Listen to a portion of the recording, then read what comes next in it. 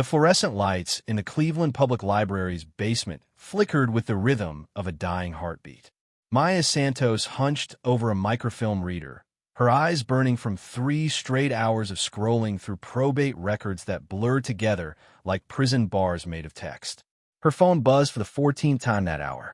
She didn't need to look to know it was her sister Claudia again, probably with another variation of the same message they'd all been sending for weeks. Just throw it away already. The Strongbox sat in the trunk of her 2003 Honda Civic, rusting and waiting. Uncle Ernesto's final gift, if you could call it that. A metal rectangle the size of a large shoebox, weighing maybe 20 pounds, locked with a mechanism so corroded that 3 locksmiths had refused to touch it without charging more than Maya could afford. "It's junk," her brother Marcus had said at the funeral, barely glancing at it before returning to his phone. Old man probably kept his expired coupons in there. Her cousin Sophia had been more direct. "Maya, you're the only one broke enough to care about trash. The rest of us have actual lives. Just dump it and move on." But Maya hadn't dumped it. Couldn't, really, even though actual lives was a category she'd definitely fallen out of somewhere between her divorce, her layoff, and the eviction notice currently serving as a bookmark in the novel she no longer had time to read.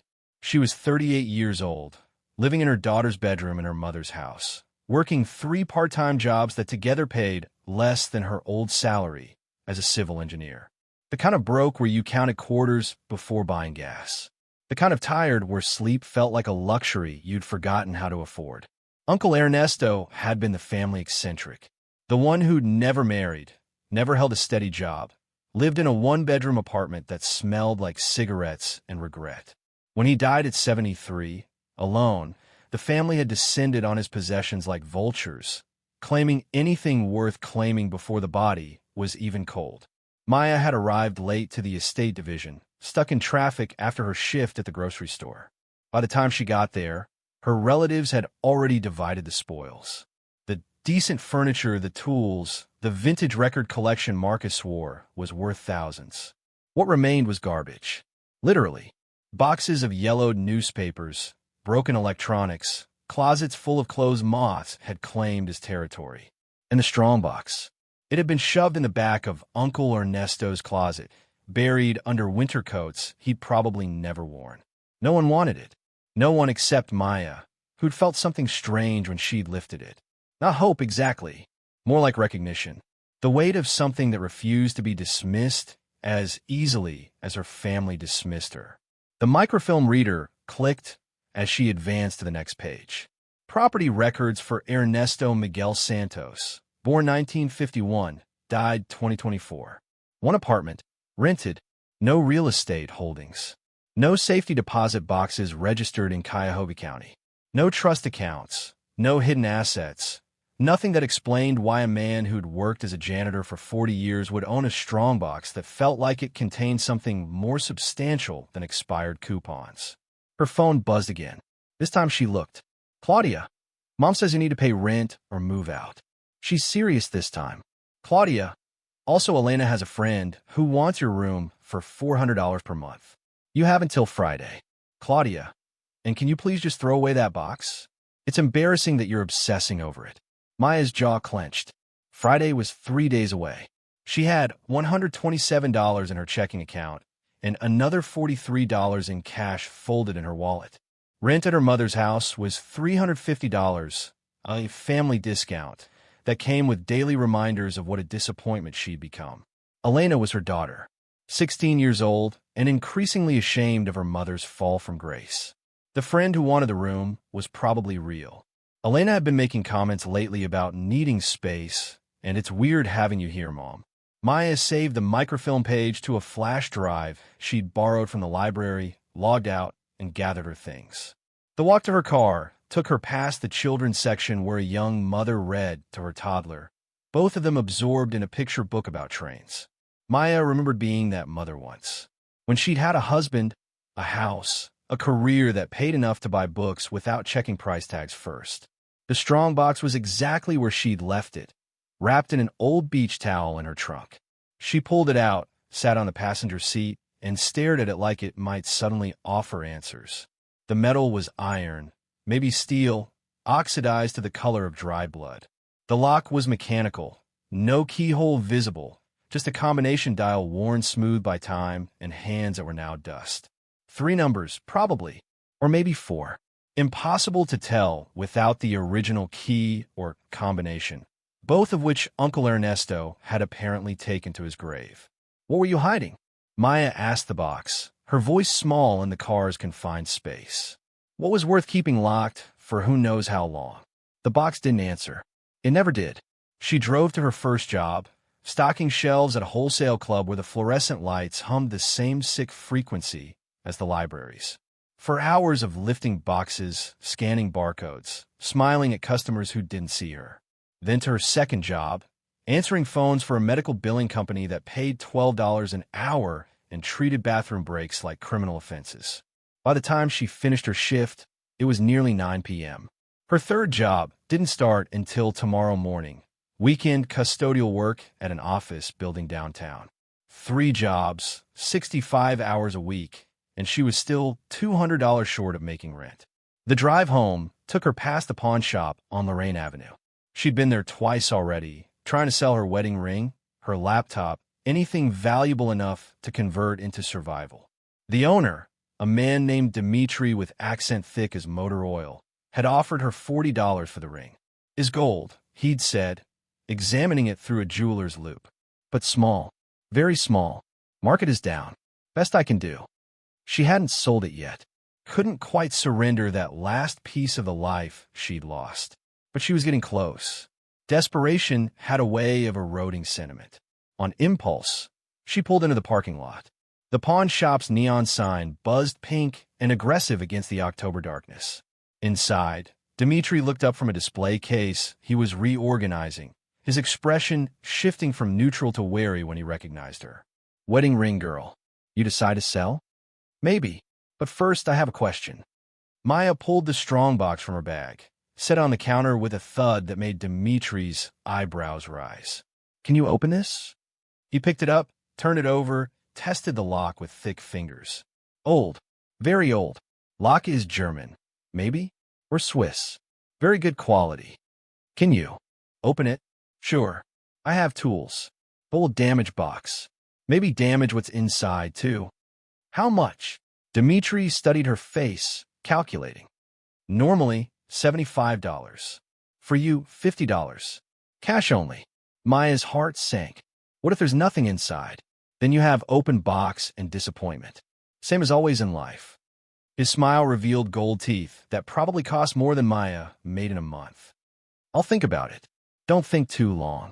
Box like this, if there's something valuable, someone else find it first. They keep. That's how world works." Maya drove home with Dimitri's words echoing in her head. Her mother's house was a small ranch in Old Brooklyn, built in 1960 and updated approximately never. The driveway held 4 cars: her mother's Buick, Marcus's truck, Claudia's SUV, and Maya's Civic, which leaked oil and burned it with equal enthusiasm. Inside, the family was gathered around the dining room table. Not for dinner, though the remnants of pizza boxes suggested they'd eaten without her. They were sorting through more of Uncle Ernesto's things: photo albums, letters, a shoebox of old receipts. Finally, Marcus didn't look up. "We're trying to figure out if any of this stuff is worth keeping. Most of it's garbage." Maya's mother, Gloria, sat at the head of the table in the position she'd occupied since Maya's father died. 68 years old, and still running the family like a general commanding troops who'd forgotten they could mutiny. "You're late. I kept dinner for you in the kitchen, but it's cold now. I had work. 2 jobs today. 3 jobs, and you still can't pay rent on time." Gloria's voice carried the particular edge reserved for daughters who'd disappointed her. "Claudia paid hers early. Marcus always pays on time. Even Sophia, and she's younger than you." Sophia, 26 and insufferably successful, worked in marketing and lived downtown in a loft that cost more per month than Maya made in 3. She was currently examining a stack of Uncle Ernesto's letters with the expression of someone evaluating garbage for the trash. "Did Uncle Ernesto ever mention having money?" Maya asked, set her bag down. "Like savings, investments, anything like that?" Marcus snorted. The man was a janitor for 40 years. What money? He paid his rent every month, Gloria said. Never missed. Never asked for help. But that doesn't mean he had anything extra. What about the Strongbox? Maya pulled it from her bag, set it on the table with emphasis. Why would he keep something locked if there was nothing valuable inside? Claudia rolled her eyes. Because he was old and paranoid? Because he was lonely and having a locked box made him feel important? Take your pick. Or maybe there's actually something in there. Then open it, Sophia challenged. Get Dimitri to crack it. See what's inside. But when it's empty, can you please stop acting like Uncle Ernesto left us some treasure map? I don't have $50 to open it. The silence that followed was heavy with judgment. Marcus broke it first. Jesus, Maya. $50? I'm short on rent. I'm short on everything. Gloria's expression softened marginally. If you need money, there are better ways than chasing fantasies. Your cousin Alberto needs help with his landscaping business. He'd pay cash. I have 3 jobs already, Mom. Then maybe you need to work smarter instead of harder. Look at Sophia. She works 1 job and makes more than you make at 3. Sophia had the grace to look uncomfortable, but not uncomfortable enough to contradict their mother. Maya felt something break inside her. Not dramatically, not with sound or fury. Just a quiet fracture, like ice developing cracks under pressure. You know what? Fine. I'll throw the box away. Happy? She grabbed it, headed for the back door, ignored her mother's voice calling after her. The backyard was small, mostly concrete patio and a patch of grass Marcus had stopped mowing after their father died. The garbage bin stood against the fence, 3 of them, trash, recycling, yard waste. Maya held the Strongbox over the trash bin, ready to drop it, ready to surrender this last stupid hope that Uncle Ernesto had left her something more than poverty and disappointment. But she couldn't do it. Her hands refused the command.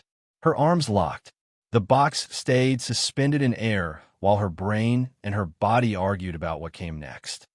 Pathetic, she whispered to herself. You're actually pathetic.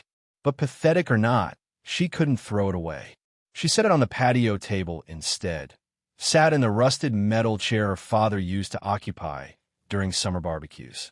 The October air bit cold, promising winter was coming whether she was ready or not. Her phone buzzed. A text from her ex-husband, David. David, Elena says she needs money for a field trip. $75. Can you cover it? David. Also, she mentioned you're living with your mom? That's not a stable environment for her. We should talk about custody. Maya's hand shook as she typed a response. Maya, I'll get the money. And my living situation is temporary. David, that's what you said 6 months ago. She didn't respond to that. Couldn't because he was right. The back door opened. Gloria emerged, wearing the cardigan she'd had since Maya was a child, holding 2 mugs of coffee. You didn't throw it away. No. Gloria sat in the other chair, handed Maya one of the mugs. They drank in silence for a moment, the coffee warming hands that had gone cold. Your Uncle Ernesto was a strange man, Gloria finally said. But he wasn't stupid. Everyone says he was. Everyone says a lot of things. Doesn't make them true. Gloria studied the Strongbox. When your father and I got married, Ernesto gave us a gift. A check for $500. In 1975, that was real money. Your father asked where he got it. Ernesto just smiled and said he'd been saving. So he had money. He had something. But he never spent it, never showed it, lived like a poor man, even though. Gloria trailed off, her expression distant. There were times when things would happen. Your cousin Miguel needed surgery, couldn't afford it. Suddenly, an anonymous donor paid. Your Aunt Teresa's house almost went to foreclosure. Anonymous payment again. We always wondered, but Ernesto never admitted anything. Maya's heart beat faster. You think he had money hidden? I think he had secrets. Whether those secrets involve money, I don't know. But I do know he loved this family, even though we often treated him like he didn't matter. The words landed like an accusation, gentle but precise. You think I should open it? I think you should follow your instincts. They've gotten quiet lately, buried under stress and fear. But they're still there. Gloria stood, touched Maya's shoulder. You have until Friday for rent. If you need more time, take it. Family helps family, even when they're being stupid about locked boxes. She went inside, leaving Maya alone with the coffee and the box and the question that had been growing louder for weeks. What was Uncle Ernesto hiding? That night, Maya couldn't sleep. She lay in Elena's bed, her bed now, she supposed, staring at the ceiling covered in glow-in-the-dark stars her daughter had applied at age 8. The Strongbox sat on the dresser, barely visible in the darkness, but present. Always present. At 2 a.m., she gave up on sleep, grabbed her laptop, started searching. German strongboxes, antique. Swiss vault mechanisms, vintage. Lock-picking, strongbox opening, safe cracking for beginners. The search led her down rabbit holes of forums and YouTube videos and blog posts by locksmiths explaining why you should never try to open high-security locks without professional help. She found a video titled Opening Vintage German Strongboxes, a tutorial. The creator was a locksmith in Cincinnati named Robert Chun, mid-50s, with patient hands and a voice that suggested he'd explained these concepts 1,000 times before. These boxes were designed to protect important documents, he narrated while demonstrating on a strongbox similar to Uncle Ernesto's. Banks, lawyers, wealthy families used them before modern safes became standard. The locks are mechanical masterpieces. 3 to 6-digit combinations, internal mechanisms that resist drilling, picking, and force. He showed the inside of a lock mechanism. Gears and pins and springs arranged with watchmaker precision. To open one without the combination, you have 3 options. 1. Find someone with training in antique locks. 2. Use industrial cutting tools that will destroy the box. 3. Get very, very lucky. Maya watched the entire 30-minute video twice. Then watched 3 more videos by other locksmiths, all explaining variations of the same theme. These boxes were serious security, designed by people who understood that sometimes the only thing standing between your secrets and the world was metal, mechanism, and mathematics. At 4 a.m., she pulled up Robert Chin's website. His business, Chin Security Solutions, operated out of Cincinnati. 3-hour drive, maybe more with traffic. His services page listed antique lock services at $200 to $500 depending on complexity. She couldn't afford it. Not even close. But the website also had a contact form. Maya filled it out before she could talk herself out of it. Subject: question about vintage German strongbox message. I inherited a strongbox from my uncle. Similar to the one in your video. I'm a single mother in Cleveland working 3 jobs and can't afford your full fee. Is there any way you could look at it and tell me if it's worth opening professionally? Even if there's nothing inside, I need to know. Please. She hit send before regret could stop her, then closed the laptop and finally fell asleep just as dawn started painting the window gray. Her phone woke her 3 hours later. Unknown number, Cincinnati area code. Hello. Is this Maya Santos? The voice was warm, patient, the same voice from the video. Yes. Robert Chun. I got your email. Tell me about this box. Maya sat up, suddenly alert despite running on 3 hours of sleep. She described it. The size, the weight, the oxidized metal, the worn combination dial. And your uncle? How did he acquire it? I don't know. No one knows. He was a janitor. Lived alone. Never talked about having valuables. But my mom says he might have helped family members anonymously over the years with money he supposedly didn't have. Interesting. A pause. Where did he work? As a janitor? Different places over the years. Office buildings, mostly. Some government facilities, I think. Why? Because high-security strongboxes like you're describing weren't common consumer items. They were institutional. Banks, government offices, corporate headquarters. If your uncle worked in those environments, he might have. Robert trailed off. How about this? I have to drive through Cleveland tomorrow for a consultation. Bring the box to the Starbucks on West 25th Street at 2 p.m. I'll look at it. No charge. If it's worth opening, we'll discuss options. Really? Really? Your email reminded me why I got into this business. Not for the money, though that helps. For the mystery. Locked boxes are mysteries, and I've always been curious what people thought was worth hiding. They confirmed the details and hung up. Maya stared at her phone, caught between hope and the fear that hope always disappointed her. She spent the day working her custodial shift, pushing a mop through empty offices while her mind raced ahead to 2 p.m. The Strongbox rode in her car trunk, wrapped in the towel, waiting. At 1:45, she pulled into the Starbucks parking lot. Robert Chun was already there, sitting by the window with a coffee and a leather bag that probably contained tools she couldn't name.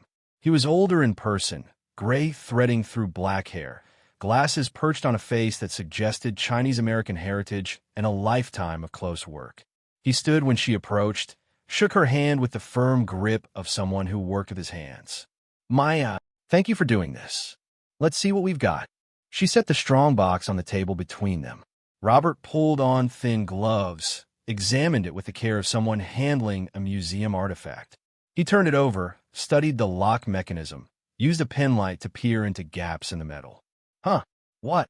This isn't German." The other locksmith said, "German style, yes. But look here." He pointed to markings so faint Maya had never noticed them. "This is a Brunner & Sons box. Swiss manufacturer, 1950s. They made maybe 300 of these.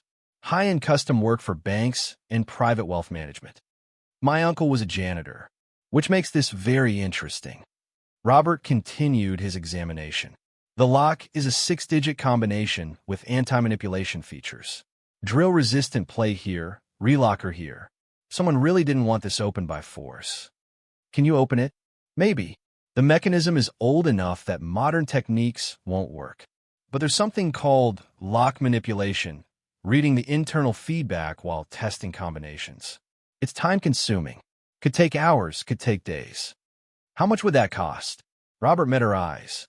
"Normally, $500 minimum, but I'm going to make you an offer. Let me take this back to my shop. I'll work on it when I have free time. If I can open it, we split whatever's inside 50-50. If there's nothing inside, you owe me nothing except a promise to buy me dinner and tell me your uncle's story." Maya's throat tightened. "Why would you do that?" "Because I've been doing this work for 30 years, and I'm bored of cracking safes for insurance companies. This?" He tapped the box. "This is interesting, and you seem like someone who could use interesting working out in your favor." She wanted to say yes immediately, but caution, learned from years of disappointment, made her hesitate. "What if there's something valuable and you keep it all? Then you report me to every regulatory body. In Ohio, leave terrible reviews online, and tell everyone you know I'm a thief. I've spent 30 years building a reputation. I'm not throwing it away for whatever might be in a rusty box." He pulled out a contract, handwritten but clear. "But if it makes you feel better, sign this. It outlines our agreement. 50-50 split, notarized witnesses if we find anything worth claiming." Maya read it carefully. The terms were fair, almost absurdly so. She signed. "One question," Robert said as he carefully placed the Strongbox in a padded case. "Do you believe there's something inside?" "I don't know. Everyone says I'm crazy for caring. But something about it. It feels important. Like Uncle Ernesto left it for a reason. The best mysteries always feel that way." He smiled. "I'll call you when I have news. Could be a week, could be a month. Try not to worry." Easier said than done. The next 3 weeks were torture. Maya worked her 3 jobs, paid rent late, but paid, dodged calls from David about custody arrangements, and waited for Robert Chin to call. Her family had noticed the Strongbox's absence. "Finally came to your senses?" Marcus had asked. "I had someone look at it. Waste of money." She didn't tell them about the 50-50 arrangement. Didn't want to hear their opinions about how she was being scammed, how locksmiths couldn't be trusted, how she was chasing fantasies again. Elena's field trip came and went. Maya borrowed money from her mother, paid it back in installments of $25 carved from grocery money. She lost weight, without trying, the kind of thin that came from stress eating away at flesh. The call came on a Tuesday in November, just after Maya finished her shift at the grocery store. "Maya?" "Robert Chun." Her heart stopped, started, raced. "Did you open it?" "I did." "And Maya?" His voice carried something she couldn't identify. Wonder? Shock. "You need to come to Cincinnati. Today if possible. Tomorrow at the latest." "Why? What's inside?" "I can't explain over the phone. You just need to see it." Is it valuable? Beyond anything I expected. Way beyond. I've already contacted some people, experts in authentication, legal specialists. We need to be very careful about this. Maya's hand shook so badly, she nearly dropped the phone. Tell me what's inside. Gold, Maya. The Strongbox contains gold bars. 43 of them, each weighing 1 kilogram. And underneath the gold, documents. Very old documents that explain where it came from. The world tilted. Maya gripped the edge of her car to stay upright. How much? Current market price for gold? Approximately $3 million. But that's not counting what the documents might mean. Or what else might be hidden. What else? The Strongbox had a false bottom. I almost missed it. Underneath, there's a key. And Maya, his voice dropped to something quieter, heavier. The documents mention more. Much more. This Strongbox was just the first piece. The 3-hour drive to Cincinnati passed in a blur of interstate highway and spiraling thoughts that refused to organize themselves into coherent understanding. Maya gripped the steering wheel hard enough to hurt, her knuckles white, her mind replaying Robert Chin's words on an endless loop. $3 million. 43 gold bars. Documents. A false bottom. A key. More. She called her mother from the grocery store parking lot. Her voice shaking so badly Gloria had thought someone died. I need to go to Cincinnati. Today. It's about the Strongbox. Maya, Mom, please. Can you pick up Elena from school? I'll explain everything when I get back, but I need to do this now.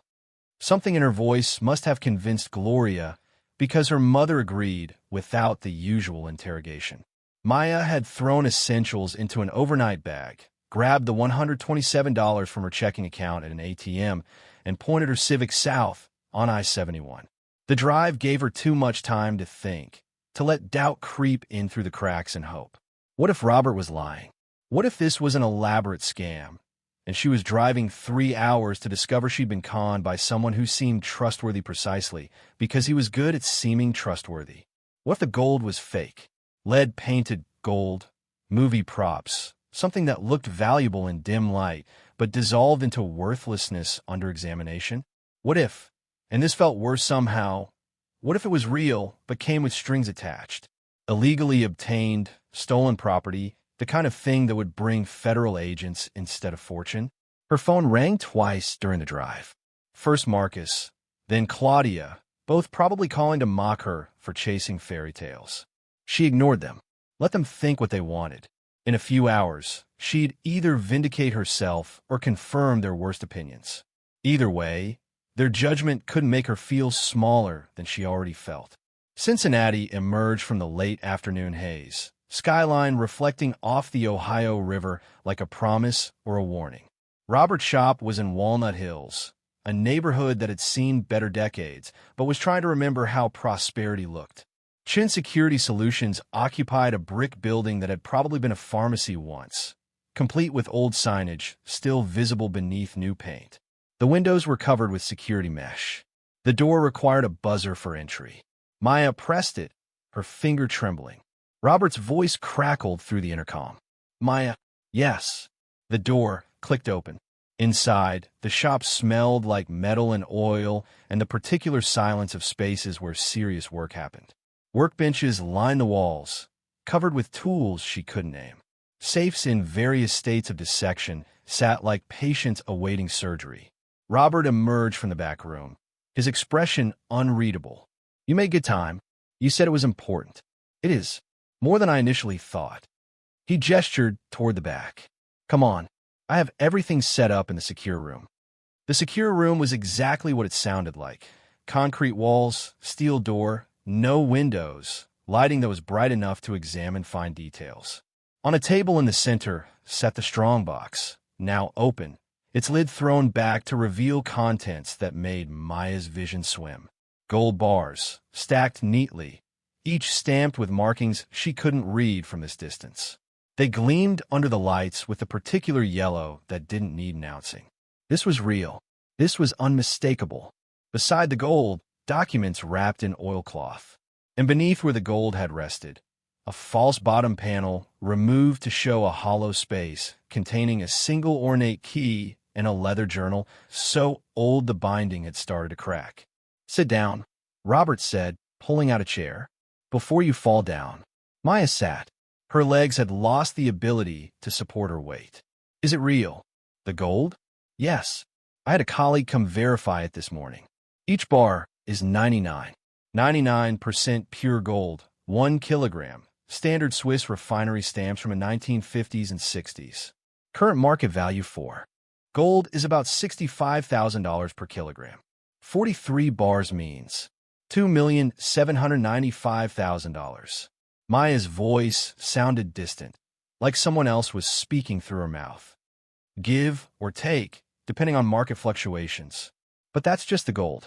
Robert carefully lifted one of the documents, still wrapped in its protective cloth. "These are the real mystery." He unwrapped it with the care of someone handling ancient manuscripts.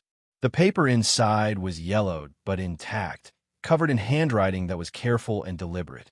The language was Spanish, formal, the kind used in official documents. "Can you read Spanish?" Robert asked. "Yes. My family's from Puerto Rico originally." "Then read this." Maya took the document, her hands shaking.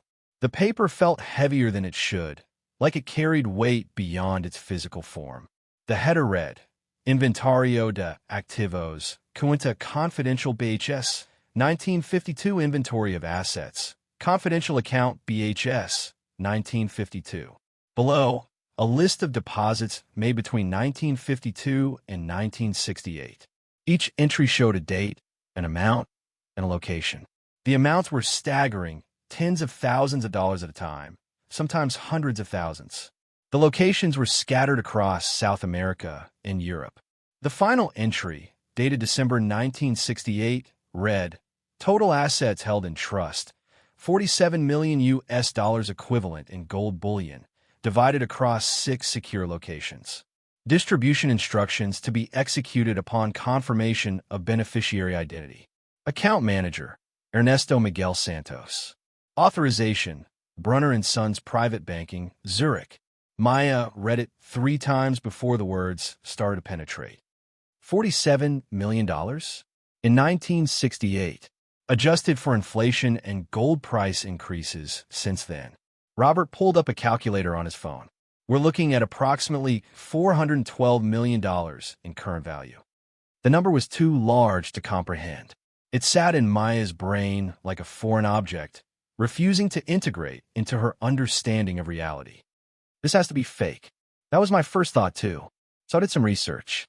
Robert opened his laptop, pulled up documents he'd clearly spent hours compiling.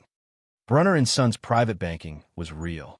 One of the most exclusive private banks in Switzerland, catering to wealthy families and, occasionally, governments moving money quietly. They specialized in what were called confidential accounts, holdings that weren't reported to any government, completely off the books. That's illegal. Now, yes, in the 1950s and 60s, Switzerland had banking secrecy laws that made it perfectly legal as long as the money wasn't proven to be from criminal activity. A lot of wealthy people used Swiss banks to hide assets from taxes, from governments, from anyone who might want to claim it. But Uncle Ernesto was a janitor. According to this, Robert tapped the document. He was an account manager, which means he didn't own this money. He managed it for someone else. Boo, that's where it gets complicated. Robert pulled out another document, this one a letter on Brunner & Sons letterhead, dated 1970. The letter was in English, formal and brief. Dear Mr. Santos, following the dissolution of Brunner & Sons Private Banking in accordance with new Swiss regulations, all confidential accounts are being closed and assets liquidated. As account manager for BHS 1952, you are authorized to execute the distribution plan filed with the original trust documents. Per your instructions, physical assets have been divided into 6 secure locations. The enclosed Strongbox contains 1/6 of the total gold holdings, along with documentation and keys necessary to access the remaining 5 locations.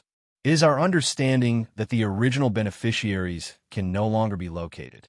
Per the terms of the trust, if no legitimate claim is made within 50 years of account establishment, 1952 to 2002. All assets transfer to the account manager or their designated heirs. We trust you will execute these instructions with the discretion and integrity you have always demonstrated. Respectfully, Heinrich Brunner. Managing Director Maya set the letter down carefully, like it might explode. So Uncle Ernesto was supposed to hold this money until someone claimed it. And when nobody did, it became his. Legally. At least according to the terms of the trust. But he never spent it. Maybe he didn't know how. Or maybe he was afraid. Moving money like this, even legally obtained money, raises questions. $47 million doesn't just appear without governments wanting to know where it came from. The documents say where it came from. They say it was deposited between 1952 and 1968 from various locations. They don't say who deposited it or why. Robert pulled out the journal from beneath the false bottom. But this might. The journal was small, leather-bound, the kind of thing that fit in a pocket. The cover was embossed with initials, E.M.S., Ernesto Miguel Santos. Robert opened it carefully. The pages were filled with Uncle Ernesto's handwriting, cramped and difficult to read, written in a mix of Spanish and English that suggested he'd been thinking in one language while writing in another. The first entry was dated 1969. They told me the account would be claimed, that someone would come with the proper documents, the proper identification, and everything would be resolved according to the original plan. They promised me I was just holding it temporarily. But it's been 17 years. Nobody has come. Nobody even knows it exists except me and Heinrich is retiring. The bank is closing because Switzerland changed the laws. Now this money, this impossible amount of money, is mine. Legally mine. What am I supposed to do with $47 million? The entries continued sporadically over decades. Uncle Ernesto writing about his fear of being caught, his certainty that the money's origins were darker than the documents admitted, his growing conviction that he was holding not treasure but evidence. An entry from 1975 read, "I've been researching the original deposits. The timing matches the end of several dictatorships in South America. Argentina, Chile, Paraguay. Wealthy families fleeing, bringing their gold with them. Or maybe governments looting their own treasuries before new regimes could claim them. The money in this account might have been stolen from people who needed it. Might have blood on it I can't wash off. I thought about giving it back. But to who? The dictators who probably stole it in the first place? The banks that helped them hide it? There's no innocent party to return it to. So I'll keep it. Keep it safe. Keep it hidden. And if nobody claims it in my lifetime, then maybe it goes to someone in my family who needs it more than I do. Someone who won't waste it. Someone who'll use it for something good." Another entry from 1989, Miguel needed surgery. $45,000. The insurance wouldn't cover. I sent it anonymously through a lawyer. He'll never know it came from me. I told myself I'd never touch this money. But what's the point of having it if I can't help my family? The golden Strongbox is just one piece. Just insurance. The rest stays hidden until someone worthy finds it. Worthy? What does that even mean? Someone who needs it? Someone who'll fight for it? Someone who won't give up when everyone tells them to? The final entry was dated 6 months before Uncle Ernesto's death. "I'm dying. Lung cancer. Probably from all those years cleaning buildings with chemicals nobody admitted were dangerous. The doctors give me 6 months, maybe less. I've decided. The Strongbox goes to Maya. Not because she's wealthy or successful. Because she's not. Because she's struggled and fallen and keeps getting back up anyway. Because she reminds me of her mother, Sarah, strong in ways people don't recognize until it's too late. The Strongbox is just the beginning. Just a test. If she's smart enough to open it, brave enough to claim it, she'll figure out the rest. The key will lead her to the next location, and the next, until she finds all 6 pieces and realizes what she's holding. Money isn't just numbers. It's possibility. It's choice.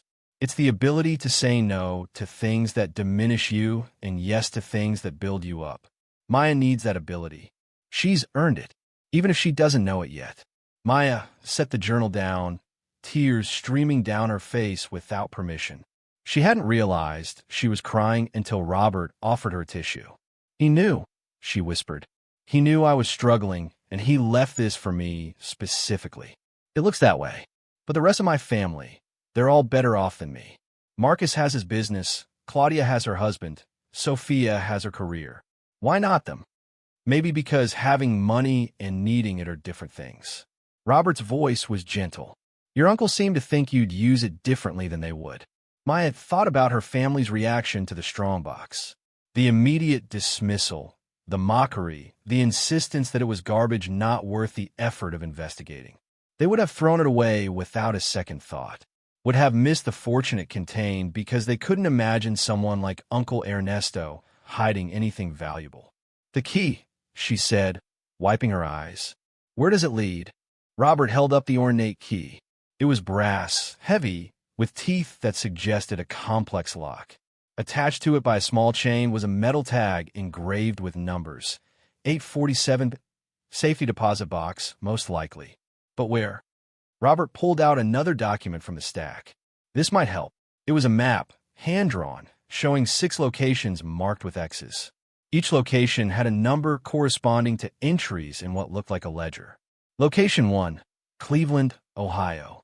Safety deposit box 847B, First National Bank, downtown branch. Location 2, Pittsburgh, Pennsylvania. Location 3, Buffalo, New York. Location 4, Detroit, Michigan. Location 5, Chicago, Illinois. Location 6, unknown. Requires information from location 5 to access. He spread them across 6 cities, Robert said, each location holding roughly 1/6 of the total. Smart, actually. If one location was discovered or compromised, the others would remain safe. First National Bank in Cleveland. Maya's voice steadied as shock transformed into something more practical. Something like a plan forming. "That's 20 minutes from my mother's house." When banks close confidential accounts, the safety deposit boxes are sometimes maintained separately. If nobody's accessed it in decades, it might still be there, waiting, or the bank might have drilled it open and claimed the contents. Possible, but if they had, there'd be records. A paper trail. You'd know. Robert stood, began carefully repacking the gold into the Strongbox. "Here's what I suggest. Take the Strongbox home tonight.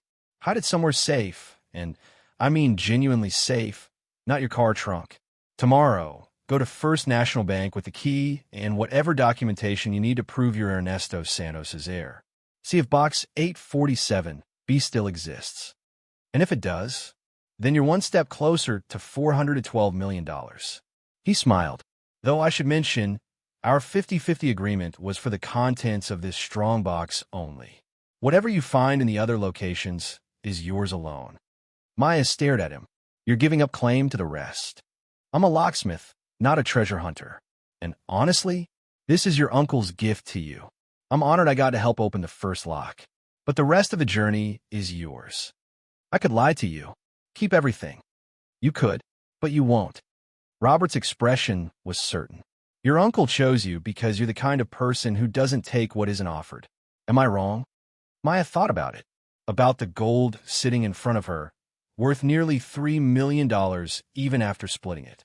About how easy it would be to disappear with Robert's half, to let him chase her through legal systems that might never catch up. "No," she said finally. "You're not wrong. Then we'll split this batch 50-50 as agreed. I'll help you arrange, secure storage, and begin the process of legally documenting your inheritance. And whatever you find in Cleveland and beyond, you handle however you see fit." They spent the next 2 hours working through logistics. Robert had contacts with estate lawyers, financial advisors, people who specialized in unexpected inheritances and complicated assets. He made calls, set up appointments, treated Maya's sudden wealth with the seriousness it deserved. "One warning," he said as Maya prepared to leave, the Strongbox now secured in a locked case he'd provided. "Money like this changes things. People will treat you differently. Family especially. Some will be happy for you. Others will think they deserve a share. Be very careful who you tell and when. My family already thinks I'm crazy. Wait until they find out you were right." The drive back to Cleveland felt longer than the drive down, waited by the locked case, sitting in her passenger seat. Maya stopped at a 24-hour storage facility in Akron, rented a climate-controlled unit under her name, and moved the case inside. The gold would stay here until she figured out next steps, until she could breathe without panicking that someone would steal it. She arrived at her mother's house just before midnight. The lights were still on. Through the window, she could see her family gathered in the living room, waiting. This was going to be complicated. Maya parked, grabbed her overnight bag, left the key to the storage unit hidden in her glove compartment. She'd tell them about the Strongbox, about the gold, but not about the other 5 locations. Not until she knew what she was really holding. The front door opened before she reached it. Gloria stood backlit, her expression concerned and curious in equal measure. "Well, can everyone come to the living room? I need to tell you something." 5 minutes later, Maya stood before her assembled family. Marcus sprawled on the couch, skeptical. Claudia perched on the armrest, checking her phone intermittently. Sophia sat cross-legged on the floor, her expression suggesting this better be good. Elena, her daughter, watched from the stairs, caught between teenage indifference and genuine curiosity about what her mother had been doing. Gloria sat in her usual chair, hands folded, waiting. Maya took a breath, let out slowly. The Strongbox wasn't empty. Obviously, Marcus said, or you wouldn't have driven to Cincinnati. It contained gold. 43 bars, each weighing 1 kilogram. Current market value approximately $3 million. The silence was absolute. Then everyone started talking at once. "Bullshit. Are you serious? 3 million? Mom, is this real?" Gloria's voice cut through the chaos. "Quiet." Everyone stopped. "Maya, explain. From the beginning." So Maya did. She told them about Robert Shun, about the Swiss banking documents, about Uncle Ernesto managing a confidential account that nobody had claimed. She showed them photos on her phone, the gold bars, the documents, the journal entries. She didn't mention the other 5 locations. Didn't mention the key, the map, the $412 million that might be waiting. Some truths were too large to share until you understood their full weight. When she finished, Marcus spoke first. "Where's the gold now?" "Secure storage. I'm working with lawyers to document the inheritance properly." "And you're splitting it with some locksmith you just met?" Claudia's tone carried disbelief bordering on accusation. Robert opened the Strongbox and could have kept everything. Instead, he honored our agreement. "Yes, I'm splitting it with him. That's still almost $1.5 million. Sophia's voice carried wonder. "Maya, you're a millionaire." The word hung in the air, strange and foreign.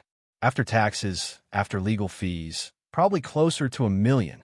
Maya's hands trembled. "But yes, Uncle Ernesto left this to you specifically?" Marcus's suspicion hadn't faded. According to his journal, yes. "Why?" "Because he thought I'd use it properly." "And what about the rest of us?" Claudia stood, arms crossed. "We're family too. Don't we deserve something?" There it was. The question Maya had been expecting. The one that transformed a gift into a point of contention. It was left to me, by a man who barely knew any of us, who he took care of, who he included in family gatherings, even though he was weird and poor and never contributed anything. Claudia's voice rose. "And now it turns out he had millions hidden away? Millions he could have used to help us with weddings, college funds, medical bills. He did help." Maya's voice was quiet but firm. "Anonymously. His journal documents it. Miguel's surgery? Teresa's mortgage payment? Other things over the years. That was Uncle Ernesto using this money to help family without telling anyone. Then why not give us more? Maybe because he knew this is exactly how you'd react." The accusation landed hard. Claudia's face flushed. Marcus looked away. Even Sophia had the grace to appear uncomfortable. Gloria spoke into the tension. "Your uncle left Maya this gift. Not the family, not a trust for everyone to share. Maya, that was his choice. If she decides to share, that's her choice. But nobody here has a claim on money that was never ours to begin with." "Easy for you to say," Marcus muttered. "You'll benefit either way. She lives here." "Which is exactly why I'm saying it." Gloria's voice carried steel. "Maya doesn't owe us anything. If she wants to be generous, that's because of who she is, not because we're entitled to her good fortune. Maya felt something loosen in her chest. Her mother's support, offered without conditions, felt more valuable than any amount of gold. I haven't decided anything yet, Maya said carefully. I need time to process this, to understand what it means. But I promise I won't forget that family helped me when I needed it. It wasn't the commitment they wanted, but it was all she could offer. The family dispersed slowly, conversations continuing in fragments. Marcus pulled Maya aside before leaving. Look, I'm sorry if I seem like a dick. This is just a lot to process. Our weird uncle turned out to be rich, and you're the one who gets it. It's great for you, really, but it's also kind of fucked up for everyone else. I know. Are you really going to keep it all? Maya met his eyes. I don't know yet. But Marcus? If I do share, it'll be because I want to, not because anyone pressured me. He nodded, left without saying more. Elena approached last, her teenage face carrying uncertainty. Mom, is this real? Yes, baby. Does this mean we can move out of Grandma's house? The question pierced Maya's heart. Her daughter, asking not about wealth or luxury, just about having their own space again, about stability, about normalcy. Yes, Maya said, pulling Elena close. We can move out. Will Dad try to take it? I don't know. Maybe. I don't want to live with him. He's never around. You're the one who's been here, even when things were bad. Tears pressed against Maya's eyes again. Thank you for saying that. That night, after everyone slept, Maya sat in the dark kitchen with Uncle Ernesto's journal. She read every entry, trying to understand the man who'd given her this impossible gift. One passage stood out, written in 1995. Wealth doesn't make you rich. Purpose does. Connection does. Using what you have to build something that matters, that's wealth. I have $47 million in gold sitting in 6 locations. I live in a 1-bedroom apartment and work as a janitor. Which one of us is wealthy? The person who uses money to create meaning, that's who. Not the one who hoards it. Maya thought about her 3 jobs, her constant exhaustion, the way poverty had become a lens that colored everything she saw. She'd been so focused on survival that she'd forgotten to think about what came after survival. What life looked like when you weren't drowning. Now, she had the chance to find out. But first, she had to retrieve the rest of Uncle Ernesto's legacy. The next morning, Maya dressed carefully. Not her grocery store uniform or custodial coveralls, but actual business clothes borrowed from Claudia's closet. Slacks that fit reasonably well, a blazer that was only slightly too large, shoes that didn't have scuff marks. She looked like someone who belonged in a bank. Someone who had business with safety deposit boxes and inherited wealth. The drive to downtown Cleveland took 20 minutes through morning traffic. First National Bank occupied a historic building on Euclid Avenue, all marble columns and brass fixtures that spoke of old money and institutional permanence. The kind of place that had survived depressions and recessions by being too big to fail. Inside, the lobby was hushed and professional. Maya approached the first available banker, a woman in her 50s, with kind eyes and sensible jewelry. Good morning. How can I help you? I need to access a safety deposit box. Number 847B. The banker's fingers moved across her keyboard. And your name? Maya Santos. The box was originally registered to Ernesto Santos, my uncle. He passed away recently, and I'm the executor of his estate. I'll need to see documentation. Death certificate, letters testamentary, identification. Maya had come prepared. Robert Chin's contact had helped her rush process the necessary legal documents. She slid them across the desk, watched the banker examine them with professional thoroughness. Everything appears in order. However, I should mention that box 847B hasn't been accessed since. The banker scrolled through records, her eyebrows rising. 1971, over 50 years ago. We typically audit inactive boxes after 25 years, but this one seems to have been overlooked. Can I access it? Let me speak with our vault manager. This may require additional verification given the duration of inactivity. The banker disappeared into the back. Maya waited, her heart hammering, hands gripping the borrowed purse hard enough to hurt. 10 minutes felt like 10 hours. Finally, the banker returned with an older man in a suit that had probably cost more than Maya's car. His nameplate read Richard Ashford, vault manager. Miss Santos? Richard Ashford. I understand you're here to access a box that's been inactive for over 5 decades. Yes. May I ask how you discovered the box's existence?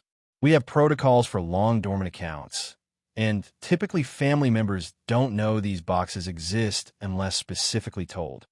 Maya had anticipated this question. My uncle left documentation among his personal effects, a key and a journal explaining that he'd maintained the box for an old client who never claimed it. The terms of the arrangement were that if nobody claimed the contents within a specific time frame, it would pass to his heirs. That's unusual. My uncle was unusual. Richard studied her face, evaluating. Then he nodded. Very well. I'll escort you to the vault. However, I should warn you that if the box contains anything illegal or suspicious, we're obligated to report it. I understand.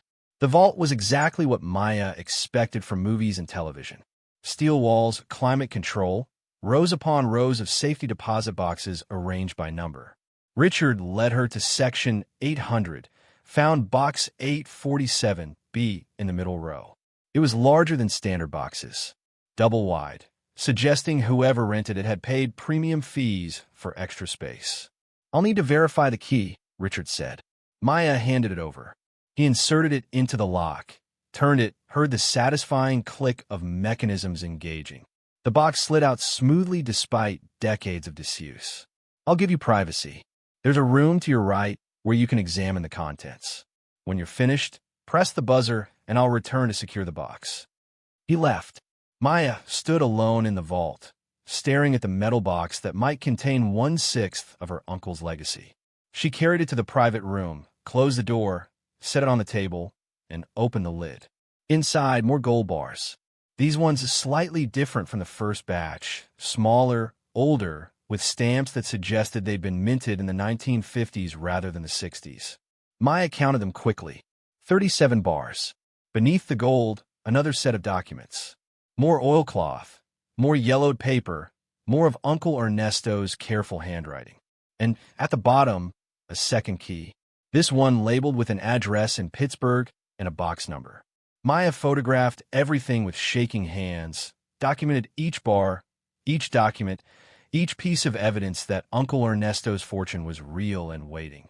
A letter, written in Uncle Ernesto's hand, lay on top of the documents. It was dated 1 week before his death. Maya, if you're reading this, you opened a Strongbox. You believed when everyone told you not to. You fought for something they said was worthless. That's why I chose you. This is location 1. There are 5 more. Each contains roughly the same amount. Enough gold to ensure you'll never struggle like your mother and I struggled. Enough to give you choices. But more important than the gold are the documents. They tell a story I couldn't tell while I was alive. A story about where this money came from, who it should have gone to, and why it ended up with me instead. The truth is complicated. Some of this money might have come from places you won't feel comfortable claiming. Some might have blood on it I couldn't wash off. That's why I'm leaving the choice to you. Take what you need. Share what you want. But most importantly, use it to build something that matters. Something that outlasts you. Because wealth without purpose is just numbers. And you are never good at settling for just numbers. Keep going. The next locations will be harder to access. You'll need help. Trust carefully, but do trust. Nobody gets through life alone. Love, Uncle Ernesto, peace. Tell Marcus he was wrong about the coupons. Maya laughed through tears at the postscript. Leave it to Uncle Ernesto to include a joke even from beyond the grave. She carefully repacked everything, pressed the buzzer, waited for Richard to return. Everything satisfactory? He asked. Yes. I'll need to make arrangements to transport the contents securely. Can the box remain here for another few days? Of course. The annual fee is current through next year.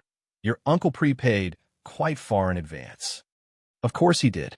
Maya left the bank with photographs of 37 more gold bars, another $2 million worth, documentation for the Pittsburgh location, and the growing certainty that her life had changed in ways she was only beginning to understand. She sat in her car for 10 minutes, breathing, trying to process the math. Strongbox, 43 bars, split with Robert equals approximately $1. For million after taxes. Cleveland Bank, 37 bars. All hers equals approximately $2. 4 million. Total so far, nearly $4 million. For locations remaining. If they each contained similar amounts, she was looking at approximately $12 to $15 million in gold alone. And that wasn't counting whatever the documents might reveal about the money's origins or if there were other assets hidden alongside the gold. Her phone buzzed. A text from Gloria. Mom, did you find what you were looking for? Maya typed with trembling fingers. Maya, yes. I'll explain when I get home. Mom, your sister wants to know if you're sharing. Maya, tell her I'll think about it. Mom, that's what I figured. Drive safe, Mija. The drive back to her mother's house took her past the grocery store where she'd been stocking shelves for $13 an hour, past the medical billing office where she'd been answering phones for slightly less, past the office building where she spent weekends mopping floors and cleaning bathrooms. She planned to work all 3 jobs this week, had her schedule memorized, knew which shift started when, which bus routes, connected them. But now she needed to figure out what came next. She pulled into the driveway to find Marcus's truck still parked there. Through the window, she could see her family gathered again, waiting for her return. This time, she had more than hoped to offer them. This time, she had proof. Maya grabbed her phone, pulled up the photographs of the gold bars, the documents, the key to Pittsburgh. She'd tell them about Cleveland, about the second location, but not about the other 4. Not yet. Some revelations needed staging, and she was learning slowly that managing wealth meant managing information just as carefully as managing money. The front door opened. Elena appeared, backlit, her teenage face carrying the same expectant expression Maya remembered wearing when waiting for her own mother to come home from work. Mom, did you find something? Maya smiled, felt the weight of possibility settle across her shoulders like a cloak she was still learning to wear. Yeah, baby. I found something. She climbed out of the car, walked toward her daughter, toward her family, toward a future that was finally starting to look different than just survival. Behind her, the November sun broke through clouds that had been gray all morning, painting everything in amber light that felt like promise. Uncle Ernesto had been right. Truth didn't rot. It waited, and Maya Santos was done waiting. The kitchen table had become a war room. Maya spread the photographs across its surface like a general planning a campaign. Images of gold bars gleaming under bank vault lighting, documents in Spanish and English, Uncle Ernesto's careful handwriting mapping a trail across the Midwest. Her family clustered around, silent for once, the mockery finally replaced by something closer to awe. Marcus picked up one of the photos, studied the gold bars like he was looking for evidence of fakery. This is real. Yes. And there are more locations. 4 more. Maybe 5, depending on what I find in Pittsburgh. Claudia's voice was quieter than usual, stripped of its usual certainty. How much total? Maya met her sister's eyes. If each location contains similar amounts? Between $12 and $15 million. Possibly more. Sophia let out a breath that sounded like a prayer or a curse. Jesus, Maya. Yeah. Gloria had been silent through the initial revelation, her weathered hands folded on the table, her expression unreadable. Now she spoke, her voice carrying the weight of someone who'd lived long enough to understand that windfalls came with complications. Your uncle left you instructions? A journal, letters at each location. He was very specific about wanting me to make my own choices about what to do with it. What are you going to do? It was the question Maya had been asking herself since leaving the bank. The question that felt too large to answer without understanding its full dimensions. I don't know yet, but first, I need to secure what I've already found. Then visit the other locations. Understand the full scope before making decisions. And us. Marcus's question wasn't quite an accusation, but it carried edges. Are we part of these decisions? Maya chose her words carefully. Uncle Ernesto left this to me, not to the family collectively, but specifically to me. That was deliberate. He could have divided it 6 ways, set up a trust, done anything. Instead, he chose to give me the choice. So that's a no. That's a not yet. Marcus, I've been poor for 3 years, working 3 jobs, living in my childhood bedroom, listening to all of you tell me I'm a failure because I couldn't hold my life together after David left. Now I have money, and suddenly everyone wants a piece of it. Can you understand why I might need time before I start giving it away? The silence that followed was uncomfortable, thick with unspoken resentments and grudges that had been accumulating for years. Elena broke it, her teenage voice cutting through the tension with a clarity only youth could manage. I think Mom should do whatever she wants. It's her money. Grandpa Ernesto left it to her, not to everyone. Elena, Claudia started. No, Aunt Claudia. You all made fun of her for caring about that box. Called her crazy. Told her to throw it away. Now it turns out she was right, and you were wrong. And instead of being happy for her, you're acting like she owes you something. That's messed up. Out of the mouths of teenagers. Gloria's hand settled on Elena's shoulder. Your daughter is wiser than most adults I know. She gets it from her grandmother, Maya said, meeting her mother's eyes. The tension broke, not completely, but enough that breathing became easier. Marcus stood, grabbed his jacket from the back of his chair. I'm going to go. I need a process. But Maya, I am happy for you. I'm also jealous and confused, and probably being an asshole about it. Give me time to work through that. Take all the time you need. He left. Claudia followed shortly after, murmuring something about needing to pick up her kids. Sophia lingered, studying the photographs with an expression that suggested her marketing brain was already calculating possibilities. If you need help managing this, publicity, image, protecting yourself from people who'll come after you. I know people. Good people who handle sudden wealth situations. I might take you up on that. I'm serious. Money like this changes everything.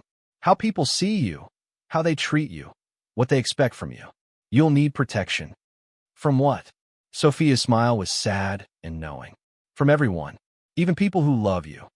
After Sophia left, only Gloria remained, sitting across from Maya in the kitchen that had witnessed decades of family drama and triumph and ordinary life.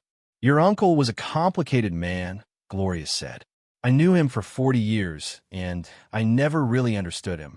But I think he understood us better than we understood ourselves. What do you mean? He watched this family, saw how we competed, how we measured success, how we treated people who struggled.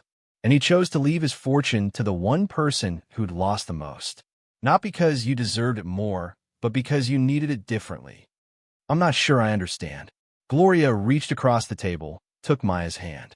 Marcus has his business. Claudia has her marriage. Sophia has her career. They built their identities around those things. But you lost everything and were forced to rebuild from nothing. That kind of loss either destroys you or teaches you what actually matters. You think Uncle Ernesto knew that? I think he lived it. He lost his wealth, his status, his identity as someone important. Spent 40 years working jobs people looked down on, living in poverty while sitting on a fortune he couldn't touch. That kind of contradiction teaches you things. And I think he recognized in you someone who'd learned similar lessons. Maya thought about Uncle Ernesto's journal entries, his reflections on wealth, and purpose and meaning. He wrote that wealth doesn't make you rich. Purpose does. He was right. Money gives you options, but it doesn't tell you which options to choose. That part's harder. Mom, I'm terrified. Good. You should be. This is terrifying. Gloria squeezed Maya's hand. But you're not alone, and you're stronger than you think. You survived 3 years of hell. You'll survive being rich too. That night, Maya couldn't sleep. She lay in Elena's bed, her bed, staring at the glow-in-the-dark stars and thinking about the journey ahead. Pittsburgh was 5 hours away. She needed to take time off from her jobs. Except, she realized with strange vertigo, she didn't need those jobs anymore. She could quit tomorrow, could walk into each workplace and give notice, or not even give notice. Just leave. The thought was intoxicating and terrifying in equal measure. At 2 a.m., she gave up on sleep, made coffee, opened her laptop, started researching. First, legal protection. She needed lawyers who specialized in inheritance law, tax law, asset protection. Robert Chun had given her names, but Maya wanted to verify them independently.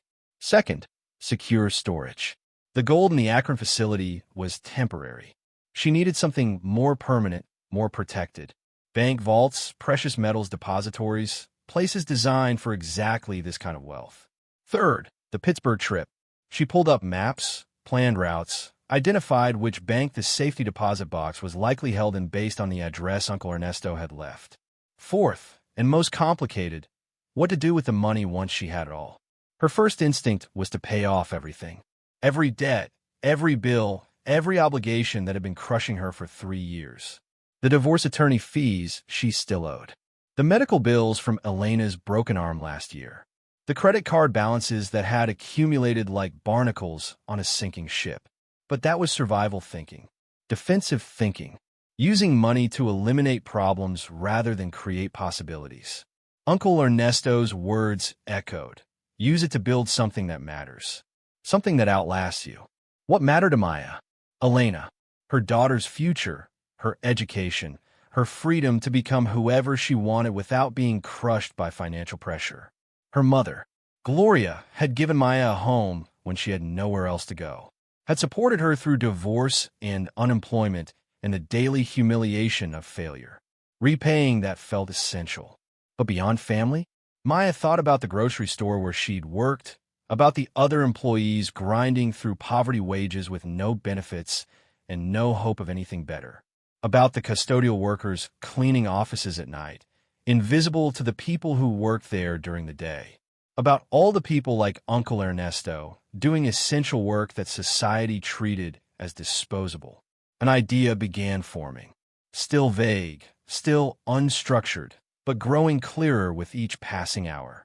What if she didn't just use the money for herself? What if she built something? A foundation, maybe, or a trust. Something that helped people in situations like hers. Single parents, workers in poverty, people one crisis away from losing everything. Uncle Ernesto had helped family members anonymously for decades. What if Maya did the same thing, but at scale? What if $15 million became a tool for changing lives beyond her own? The idea scared her. It was presumptuous. Who was she to decide how to distribute wealth? She was a failed engineer working 3 minimum wage jobs. She had no experience with philanthropy, no training in nonprofit management. But she had experience with being poor, with the grinding daily terror of not having enough, with the shame of accepting help and the pride that made accepting help harder than it should be. Maybe that was qualification enough. By dawn, Maya had filled 12 pages in a notebook with ideas, plans, questions. The coffee pot was empty. Her eyes burned from screen time. But something had shifted inside her, from fear to purpose, from paralysis to motion. She heard Elena's alarm go off upstairs. Then her daughter's feet on the stairs, the teenager appearing in the kitchen doorway, in pajamas and bedhead. "Mom, why are you up so early?" "Couldn't sleep. Too much to think about." Elena poured herself orange juice, sat at the table, studied her mother's face. "Are you okay? I'm going to quit my jobs.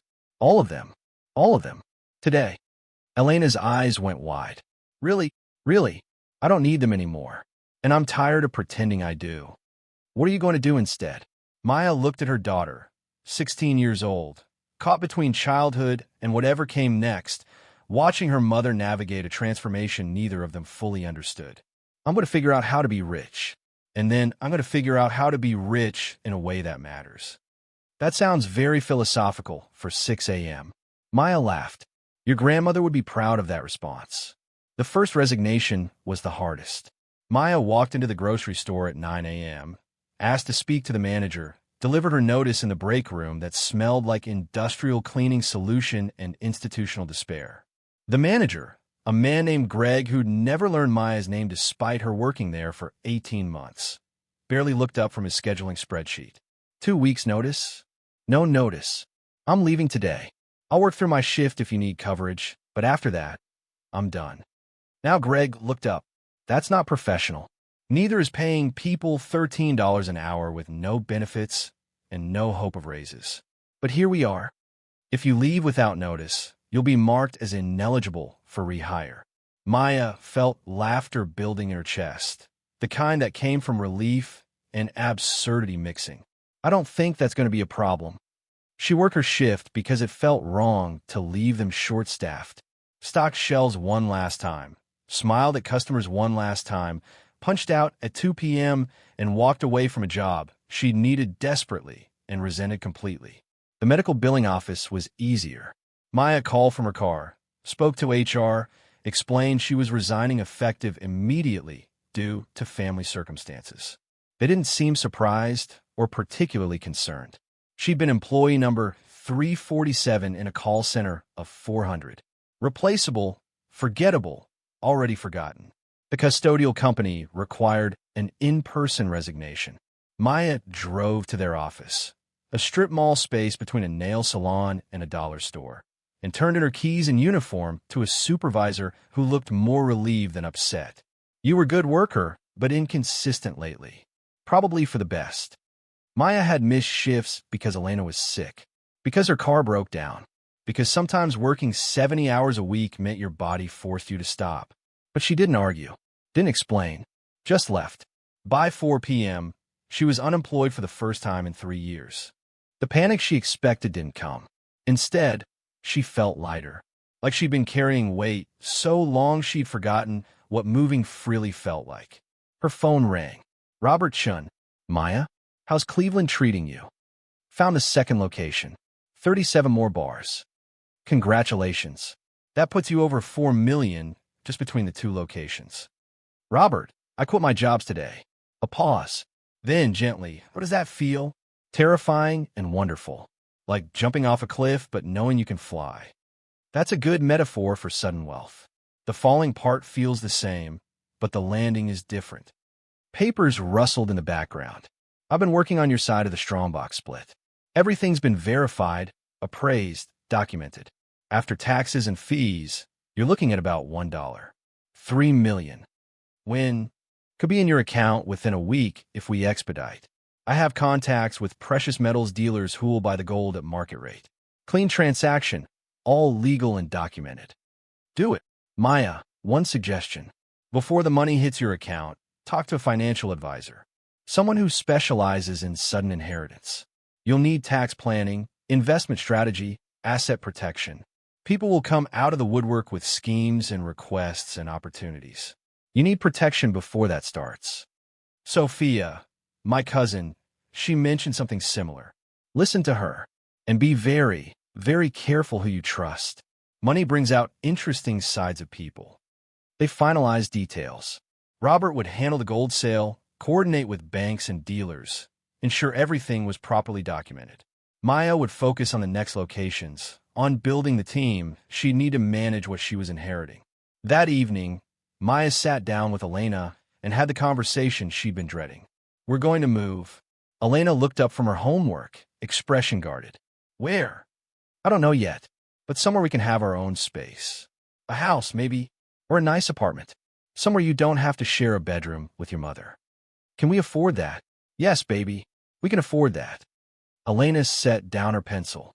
"Is this because of the gold?" "Yes." "How much did you find?" Maya considered lying, softening the truth.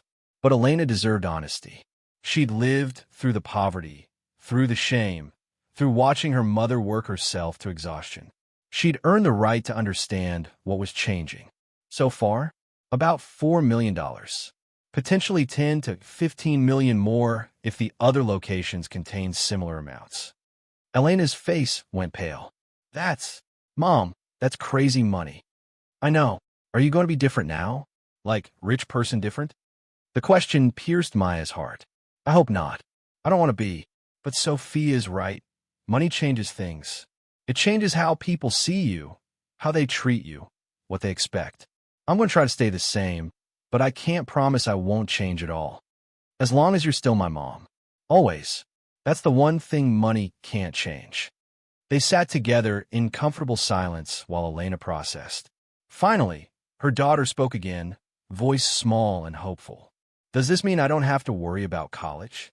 "You don't have to worry about college. Or anything else. We're going to be okay, Elena. Better than okay.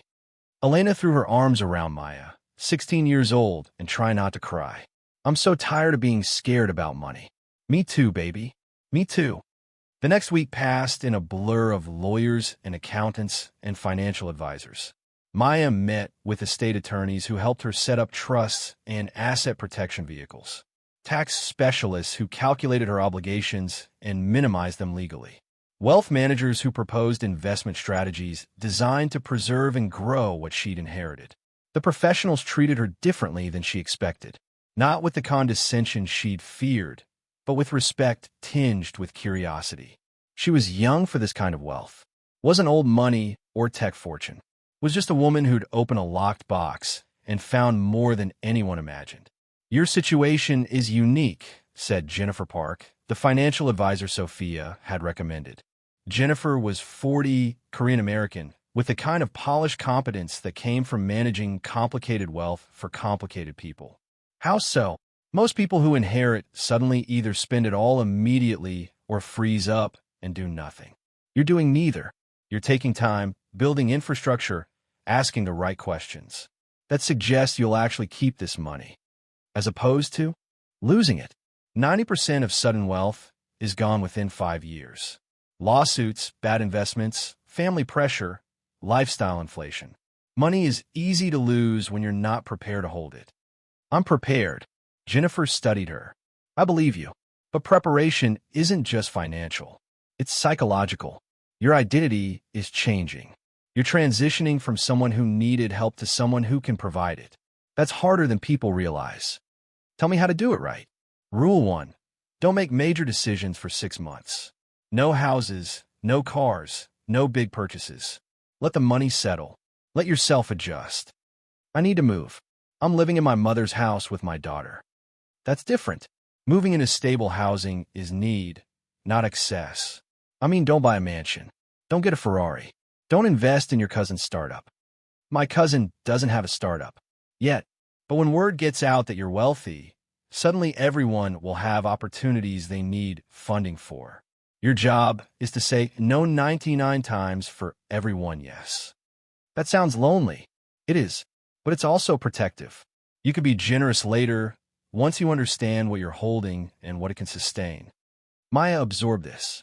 What about giving to charity?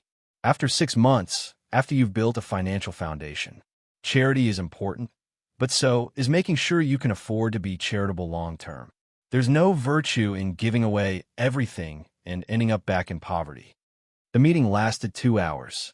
Jennifer outlined strategies, diversified investments, tax-efficient charitable giving, trust structures that protected assets from lawsuits and creditors. She recommended other professionals, attorneys who specialized in privacy, accountants who understood complex wealth, insurance agents who could help with liability protection. By the end, Maya's head spun with information. One last thing, Jennifer said as Maya prepared to leave. You mentioned wanting to help people. People in situations like yours was. That's admirable. But before you start a foundation or make major grants, talk to people who run nonprofits. Understand what actually helps versus what feels good but doesn't work. Charity done badly can cause more harm than good. How do I learn the difference? Research, conversations, trial and error, and humility. The hardest thing for new philanthropists is accepting that caring deeply doesn't mean knowing what to do. Maya left the meeting with a folder of documents and a reading list of books about wealth management and effective giving. She felt simultaneously more prepared and more overwhelmed. Her phone buzzed. Unknown number, Pittsburgh area code. Hello, is this Maya Santos? The voice was elderly, female, carrying an accent that suggested Eastern Europe. Yes, my name is Ruth Kowalski. I'm a manager at First Heritage Bank in Pittsburgh. I received a notification that someone claimed inheritance rights to safety deposit box 1204. That's your uncle's box. Maya's pulse quickened. Yes, I'm planning to visit next week. I thought you should know. Someone else has been asking about that box. A man named Victor Brennan. He claims your uncle owed his family money, and any assets found should go towards settling that debt. I don't know anyone named Victor Brennan. He has lawyers. Very insistent lawyers. They filed paperwork trying to establish a lien against the box contents. I wanted to warn you before you made the trip. Maya's stomach dropped. Can they do that? Legally? They can try. Whether they'll succeed depends on documentation and court rulings. But I thought you should know what you're walking into. Thank you for the warning. After hanging up, Maya sat in her car outside Jennifer's office building, mind racing. Someone was challenging her inheritance. Someone who knew about the safety deposit boxes, who understood there was wealth hidden in them. But how? Uncle Ernesto had been so careful. The documents were sealed, the locations secret, unless someone else had been involved in the original account. Someone who'd been waiting for Uncle Ernesto to die, so they could claim what they believed was rightfully theirs. Maya pulled out Uncle Ernesto's journal, flipped through pages looking for any mention of the name Brennan. She found it in an entry from 1973. Heinrich Brennan is retiring. He's the last person besides me who knows the full truth about BHS. 1952. His son Victor has been asking questions, wants to know about the old accounts, the hidden assets. Heinrich told him nothing. Made me promise I'd never tell the family. Said Victor would try to claim everything if he found out. I promised. But I worry. Men like Victor don't forget when they think they're owed something. If he finds out about the gold, he'll come for it. He'll claim it was his father's, that I stole it, that the Swiss bank conspired to cheat his family. I need to protect this, not for myself, for whoever comes after me, for whoever I choose to pass this to. Maya's hands trembled as she read. Uncle Ernesto had known this might happen, had anticipated someone trying to claim the inheritance. She called Robert Chun, explained the situation. That's a problem, he said carefully, but not an insurmountable one. You have documentation proving your uncle's role as account manager. You have the will naming you as heir. You have letters from Brunner and Sons confirming the transfer of ownership. Victor Brennan would need to prove his family had legitimate claim to the original deposits. Can he? Depends on what he has. But Maya, this could get ugly. Legal battles over inheritance can drag on for years. You need to decide if you're prepared for that. What's the alternative? Give up? Let him take what Uncle Ernesto left me? No, but you might need to negotiate. Offer a settlement. Buy your peace. The thought made Maya's jaw clench. With money that's mine. With money someone else thinks is theirs. I'm not saying he's right. I'm saying sometimes fighting costs more than compromising. Maya ended the call, sat in her car watching people walk past living ordinary lives where inheritance didn't mean lawsuits and hidden gold didn't mean danger. Her phone buzzed again. This time, a text from an unknown number. Unknown, Miss Santos, this is Victor Brennan. We need to talk about your uncle's estate. Call me at your earliest convenience. This can be resolved amicably if you're reasonable. The implied threat was clear. Be reasonable or face consequences. Maya's first instinct was to delete the message, block the number, pretend Victor Brennan didn't exist. But that was fear talking, and she'd spent 3 years letting fear make her decisions. She typed a response. Maya, I'm represented by legal counsel.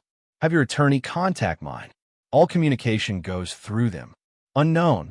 That's unnecessary. We're family, in a way. My father managed that money with your uncle. We can work this out without expensive lawyers. Maya, we're not family, and my lawyers will be in touch. She blocked the number, called Jennifer Park. I need a referral to a litigation attorney, someone who handles inheritance disputes. What happened? Maya explained. Jennifer listened without interrupting, then said, I know someone. Catherine Morrison. She's handled cases like this before. I'll make the introduction. How expensive is this going to be? Very, but you can afford it now. And honestly, you can't afford not to fight. If you give in to Victor Brennan, others will see that as weakness. Everyone who thinks they have a claim will come after you. So I fight. You fight, but smartly. Document everything. Don't engage directly. Let your lawyers handle it. And Maya, be prepared for this to get personal. Money brings out the worst in people. That evening, Maya gathered her family again. This time, she didn't pull punches. Someone's challenging the inheritance. A man named Victor Brennan claims his father was involved in the original account, and he has rights to whatever we find. Marcus leaned forward. Can he win? I don't know. My lawyers say we have strong documentation, but he might have his own evidence.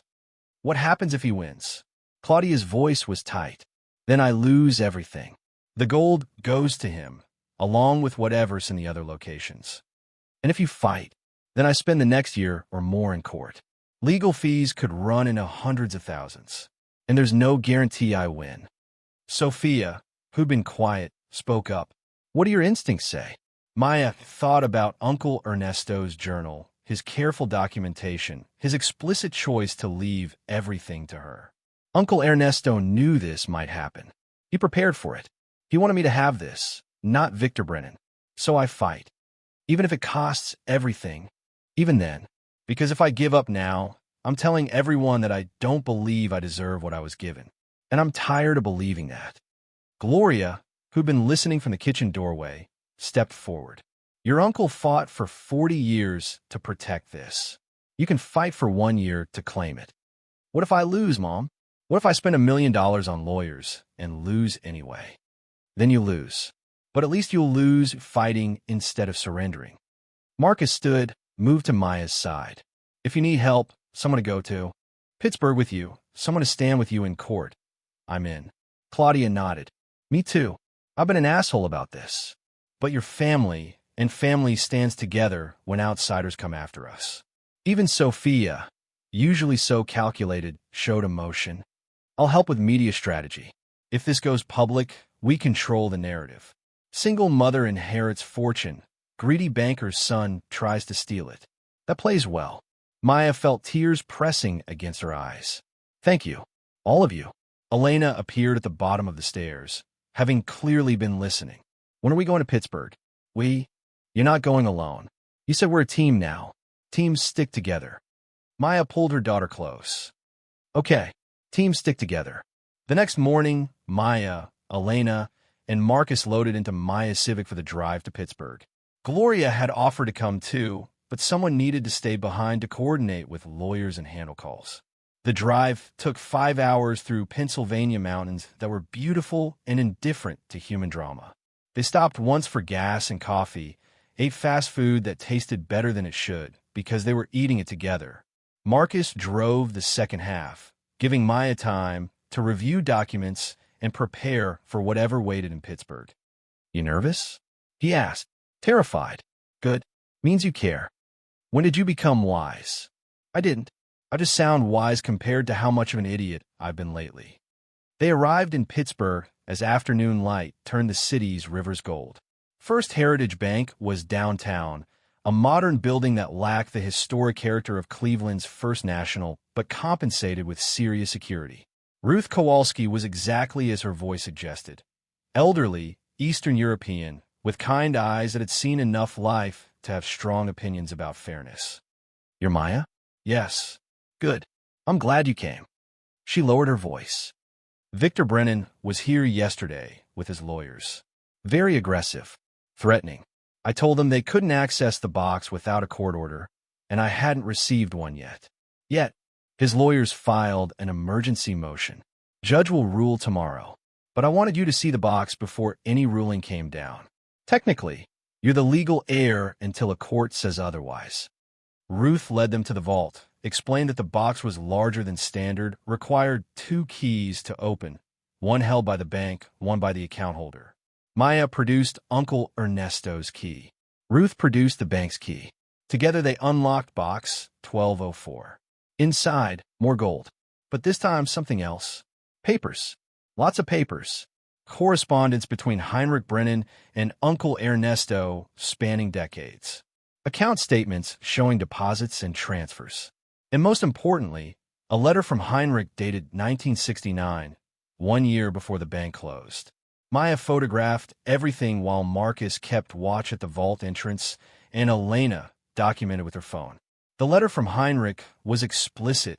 Ernesto, my son Victor has discovered the confidential accounts. He believes they should transfer to him when I retire, that our family earned that money through our banking services. He's wrong. The money was entrusted to us to hold, not to keep. The original depositors died or disappeared. By law and ethics, unclaimed assets transfer to account managers after the statutory period. Victor will challenge this. He'll claim I'm senile, that you're stealing, that the bank conspired to defraud him. Don't believe it. You have every legal right to this inheritance. I've attached documentation proving your role, proving the legitimacy of the transfer. Keep it safe. You'll need it when he comes for you, or when he comes for your heirs, if you're wise enough to pass this burden to someone who can carry it better than we did. Heinrich, this is your evidence, Marcus said, reading over her shoulder. This proves Victor has no claim. It proves his father said he had no claim. Victor might have different documentation, but Maya felt relief anyway. Uncle Ernesto had prepared for this, had understood exactly what battle she'd face. They finished photographing, carefully repacked everything into a document bag Ruth provided. The gold stays here? Marcus asked. For now, until the court rules, until I know it's safe to move. Maya turned to Ruth. If Victor comes back, he doesn't get access without you present or a court order compelling me. I've been doing this 40 years. I know the rules. They left the bank as the sun set, painting Pittsburgh in amber and shadow. In the car, Elena counted the photographs. 39 gold bars. That's another 2.5 million, right? Approximately. And we still have 3 more locations. Maybe 4. The documents mention Buffalo, Detroit, Chicago, and a 6th location that requires information from Chicago to access. Marcus whistled low. You're really going to end up with $15 million. If Victor doesn't take it. He won't. Not with that letter from his father. Any judge will see Heinrich explicitly gave you permission. Maya wanted to believe him, but she'd learned that what should happen and what actually happened were often very different things. Her phone buzzed. Catherine Morrison, the litigation attorney Jennifer had referred. Maya, I got your documents. The letter from Heinrich Brennan is strong. Very strong. I'm filing a response to Victor's motion tonight, citing it as evidence. Unless he has documentation directly contradicting his father, which seems unlikely, his case is weak. What about the emergency motion? I'm opposing it, arguing that you're the legally designated heir, that Victor's claim is speculative, that there's no immediate danger requiring emergency access. Judge will rule tomorrow, but I'm confident. How confident? 70%. Maybe 80%. Judges don't like stripping inheritance from designated heirs without compelling evidence. 70%. Not certainty, but better odds than Maya had faced in a long time. They found a hotel near the university, got 2 rooms, ordered pizza that arrived lukewarm but edible. Elena fell asleep early, exhausted from the drive and the drama. Maya and Marcus sat in her hotel room, eating pizza and drinking vending machine sodas, talking about everything except the gold. Do you remember when we were kids? Marcus asked. When Uncle Ernesto used to visit and bring us weird presents. Used toys from garage sales. Right. Everyone thought he was cheap. But now we know he was probably sitting on a fortune and chose not to spend it on himself. Why do you think he lived like that? Poor, alone, working jobs that treated him like garbage? Maya thought about the journal entries. Uncle Ernesto's reflections on wealth and purpose. I think he didn't trust himself with money. Or maybe he didn't think he deserved it. So he lived like he was poor, even though he wasn't. That's sad. Yeah, but also kind of beautiful. He could have lived in luxury. Instead, he chose to save it for someone else. For me. That's love, Marcus. Sacrificial love. He barely knew you. He knew enough. Knew I was struggling. Knew I'd use it differently than he could. They sat in comfortable silence for a while. Then Marcus spoke again, voice quieter. I'm sorry I was a dick about this. About you inheriting. I was jealous. You're allowed to be jealous. No, I'm not. You've been through hell. You deserve good things. So do you. Maybe. But I wasn't the one working 3 jobs and living in a childhood bedroom at 38. You earned this more than I would have. Maya felt tears threatening again. Thank you for saying that. Thank you for letting me come with you. For including me even though I didn't deserve it. The next morning, the judge ruled. Catherine called at 9 a.m., her voice carrying professional satisfaction. Motion denied. Judge reviewed the documentation, cited Heinrich's letter as decisive evidence. Victor's claim is dismissed with prejudice, meaning he can't refile unless new evidence emerges. It's over. This round. He could appeal, but it would be expensive and unlikely to succeed. Most likely, he'll give up. You don't sound certain. Because I know Victor Brennan's type. He spent his entire life believing that money was stolen from him. People like that don't give up easily. But legally, you're protected. The gold is yours. Maya exhaled relief that felt physical. What's next? Secure the Pittsburgh assets. Move them to protected storage. Then continue to the other locations. Build your evidence base. If Victor tries again, we'll be ready. They spent the day arranging transportation for the gold bars, coordinating with precious metals dealers who specialized in discreet high-value transfers. The gold would go to a secure facility in Cleveland, joining what Maya had already claimed. By evening, she'd added another $2, $5 million to her net worth. The drive back to Cleveland felt different. Lighter. Elena slept in the back seat. Marcus drove, and Maya watched Ohio landscape roll past while her mind raced ahead to what came next. 3 more locations. Buffalo, Detroit, Chicago. And then the mysterious 6th location that required information from Chicago to unlock. If each contained similar amounts, she'd have somewhere between $12 and $15 million. Enough to change her life permanently. Enough to change other lives, too. She thought about Uncle Ernesto's words. Use it to build something that matters. She thought about Jennifer Park's warning. Don't make major decisions for 6 months. She thought about her own exhaustion, her own dreams deferred for 3 years while she fought just to survive. And she made a decision. 6 months from now, she'd start a foundation. Something focused on single parents in poverty, on workers trapped in minimum wage jobs, on people one crisis away from losing everything. She'd fund emergency grants, rent assistance, medical bill help. All the things she'd needed and couldn't get. But first, she'd secure the rest of the inheritance. Claim what Uncle Ernesto had left her. Prove to herself and everyone else that she was worthy of this impossible gift. Her phone buzzed. A text from Gloria. Mom, how did it go? Maya, we won. The gold is mine. Mom, I never doubted it. Your uncle chose well. Maya, I hope I can live up to that choice. Mom, you already are, Mija. You already are. Maya closed her eyes. Let relief wash over her like water. 3 years of poverty. 3 years of shame. 3 years of wondering if she'd ever feel secure again. And now she had gold bars and secure storage and court rulings in her favor and a family that was learning to stand with her instead of against her. It wasn't the end of the journey. Buffalo waited. Detroit waited. Chicago waited. And somewhere beyond Chicago, a 6th location holding secrets Uncle Ernesto had saved for last. But tonight, driving home through Ohio darkness with her brother at the wheel and her daughter sleeping peacefully, Maya Santos let herself feel something she hadn't felt in years. Hope. Not the desperate hope of someone drowning who spots debris to cling to, but the solid hope of someone who'd touched bottom, pushed off, and was finally swimming toward light. Uncle Ernesto had been right. Truth didn't rot. It waited, and Maya Santos was done waiting. The foundation of Maya's new life was built in increments. Not the dramatic transformation movies promised, but the steady accumulation of choices that reshaped everything. She bought a house 3 weeks after the Pittsburgh ruling. Not a mansion, despite what she could afford. A modest 4-bedroom colonial in Lakewood with good schools and a backyard where Elena could sit and think without hearing family drama through thin walls. The mortgage broker had laughed when Maya offered to pay cash. Most people finance even when they can pay outright, he'd explained. Tax advantages, investment opportunities. But Maya didn't want debt.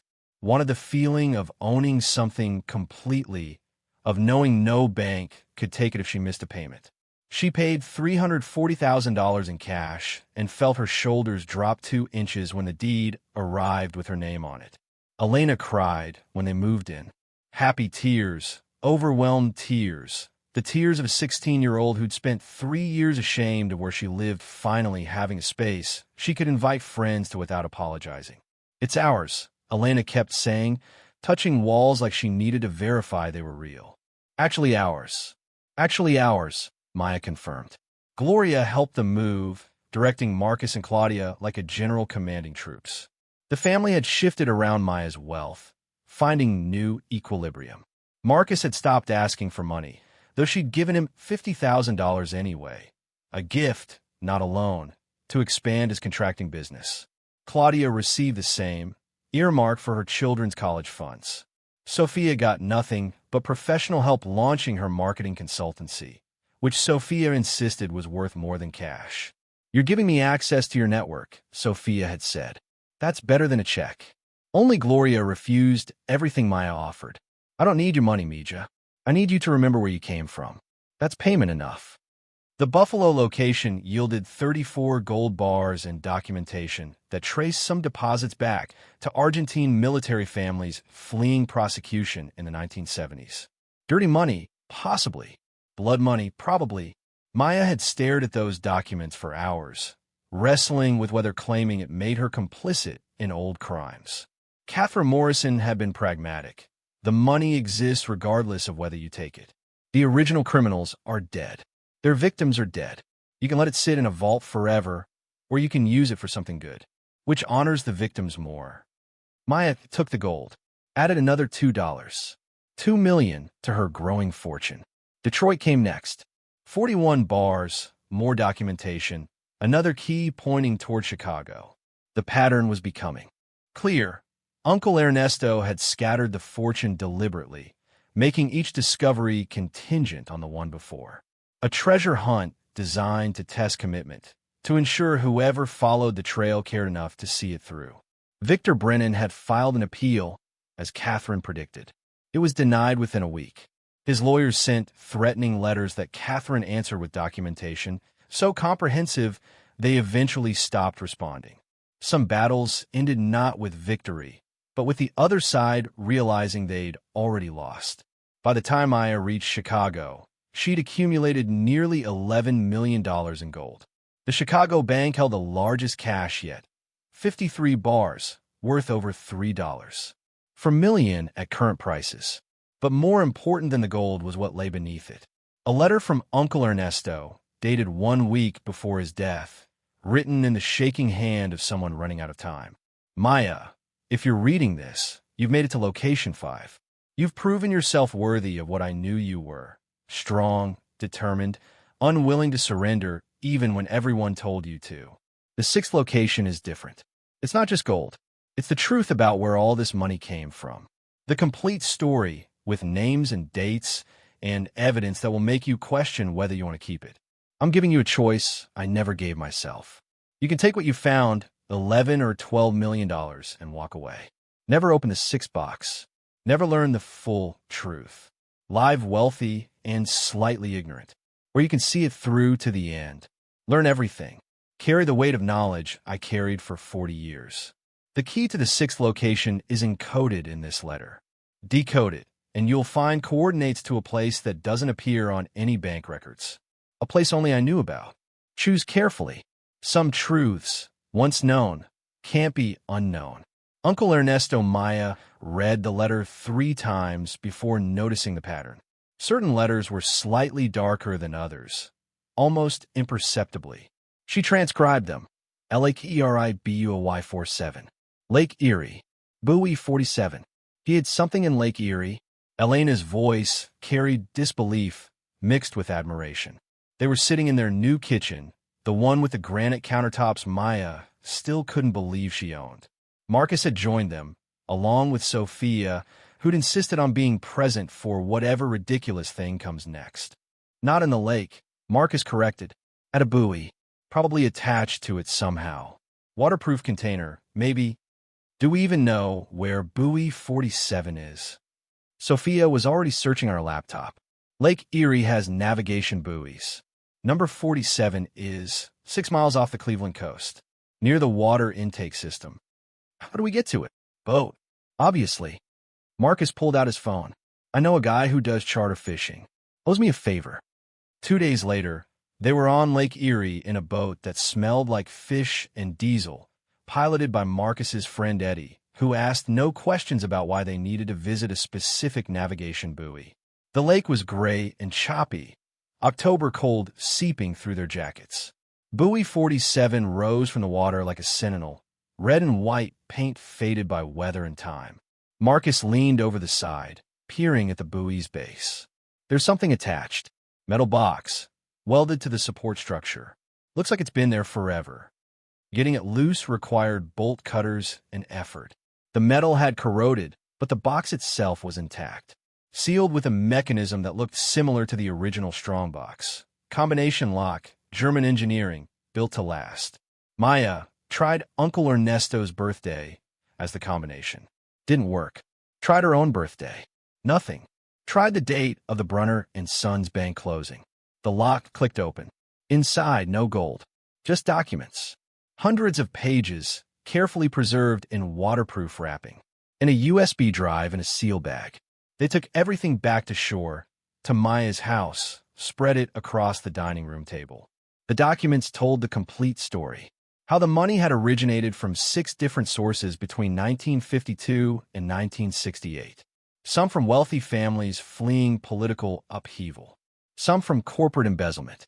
Some from dictators looting national treasuries. All of it funneled through Brunner and Sons private banking, where Heinrich Brennan and Uncle Ernesto had managed accounts that existed in legal gray areas. They were money launderers, Sophia said quietly. That's what this was. Not exactly. Catherine Morrison had come to review the documents, her legal mind parsing implications. They were bankers who accepted deposits from questionable sources. In the 1950s and 60s, that was standard practice for Swiss private banks. Morally gray, but technically legal. But Uncle Ernesto knew where it came from. He suspected. These documents show he spent decades researching, trying to trace every deposit back to its source. Some he could verify as legitimate wealth preservation.